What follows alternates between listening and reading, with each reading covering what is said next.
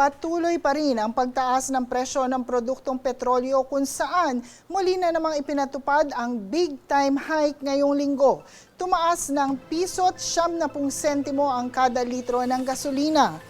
Samantala, piso't 20 sentimo naman kada litro ng diesel habang piso't 50 sentimong umento sa kada litro ng kerosene.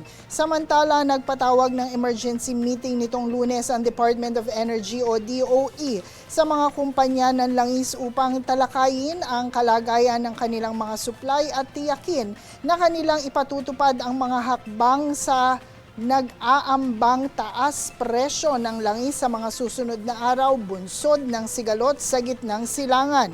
Napagkasunduan din ang pagpupulong na sakaling malaki ang dagdag presyo sa petrolyo sa susunod na linggo, hahatiin o 2 beses magpapatupad ng aumento sa isang linggo.